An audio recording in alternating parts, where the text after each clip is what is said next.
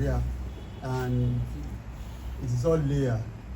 At first, I was trained in television, and there was a time when I actively did newsreel. I was in the NTA, and I was carrying. If I was still in service, I would be one of the gentlemen standing there. And there was a time for many years, on contract underground, I was the BBC World Service cameraman in Nigeria, and I passed all that stage of my life. And it was at a point when I said, no, wait, I'm going to stop this and face the narratives. We had, through technologies, been essentially cinematographer in one part of the Nigerian cinema. And then when the technology changed, it was the time for me I was independent, and we started mainframe productions. So I don't know where to start the camp.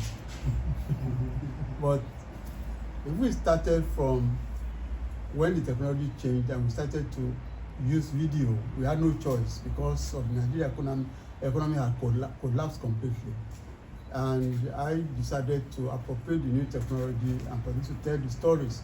So we may start the camp from Kelani, and then Oshegbe, and then Oleku, and then Thunderbolt, Shawore, Agogoyowo, and Campus Queen, and The Narrow Path, finally Anyila, finally Dasmi Mirage, Mami, and then we're here. So without bothering to count, I just say maybe 15 or so. Although some of my associates, especially my lawyer Jide Bello, insists that I have done 28. Wow. So let's take his figure and say that I've made roughly about 28 films. Fantastic, sir. You've just given us a figure to it. And most of those, in fact, the entire movies you mentioned are top-notch movies, which remain ever. Well, as you know, my works can be classified adaptation because I love literature. I've read all our authors. I've been influenced by all the superior arts. But I've done a lot of adaptations. Oshegbe, Oleku, Mami, Thunderbolt. They are books. That's really right. They are books. And Cordelia is adapted from Femi Osofison's work. Remember that we had done Mami, written by Femi Osofison. As a matter of fact, when I approached Professor Femi Osofison, I had Cordelia in my hands.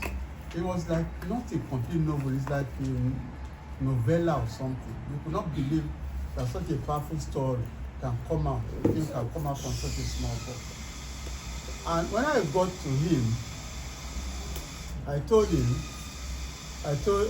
sat down and told him that I had come to discuss Cordelia. And then he laughed and said, I don't know, maybe if you saw Mami, I don't know what you think about it. So he went inside and brought Mami. And I read a few pages and said, this is the one I'm going to do first. And at that time, remember in 2010, they had brought the World Cup first time to the African soil. And I wanted to connect his story to the World Cup. So I said, no, this is what I'll do first. And for about 7 or 8 years, I kept Cordelia in my cabinet, waiting for the opportunity. And then one day, I got visitors. It was Professor James Anderson from he's the professor of music and is the head of orchestral activities from the University of Delaware. And it came in sort of a delegation, and what they wanted to be involved in a project that was called Cultural Fusion. Originally, they wanted me to give them one of my old films, which they would take the soundtrack down, and then we would score a music. We compose a music in Nigeria, and when they get back with audience and everything, they will screen the film without the music, and the live orchestra, about 75 people, will play to it. Once he finished talking, I said, no, I'm not going to give you any of my old films. We are going to make a new one. So I went inside and brought Cordelia and said, this is what we're going to make. So many things have inspired Cordelia. The music is special. It was composed by Michael Ogunlade, and then it was arranged, scored, and performed at University of Delaware in the US. And as you can see, it looks like a small story, but it connects all of us. And I'm lucky to have had such a fantastic cast behind it. If you see the film, you will see what magic these stars have brought to this film. Sir, coming from that line, sir, I wonder, I don't know if anybody within us would also be thinking such, that with the caliber of cast you have on ground, or that you used in the movie, how is it like putting all these people together to help you achieve the movie? I can't claim credit for putting them together. God surrounds you with what you need. Like my brother story, William, we had worked together on Campus Queen. I think he had a scene or two at the moment, but I never forgot him.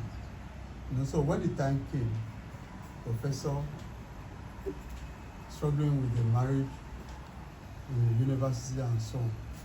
So I thought, well, perhaps one or two people, and then 3 days before we started, he called me. He just wanted to say hi, hello. And I said, what are you doing for the next 1 month? And then that's how William came in. And of course, my sister here, you know, we had never worked together, or even perhaps never met. But everybody kept suggesting, you know, get Yvonne. And so she's here. And then, you know, this tailor-made, Kelechi is made tailor-made for Major Kawale in the past. So, you know, we found ourselves. Or the film found us. Yeah. So everybody loves to work with TK, really. But I still want to ask you that what actually informs your choices of cast you use in your movies?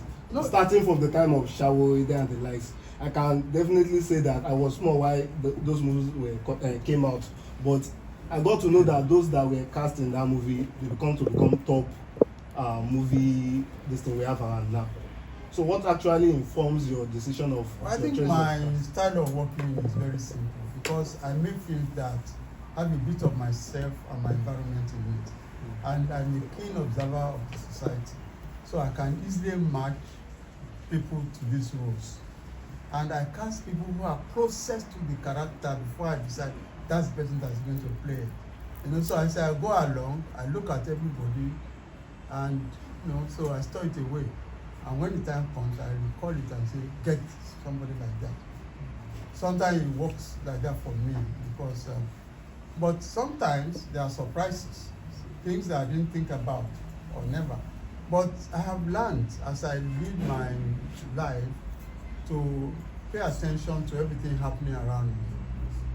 Sometimes, when I'm about to start a project, I'm always careful about people who just visit me out of the blue. You know, because there has to be a reason. I don't believe meeting is anyway, it's not a coincidence. I feel something deeper when I meet new people. Look at Bukola Oyemi that play Aruba.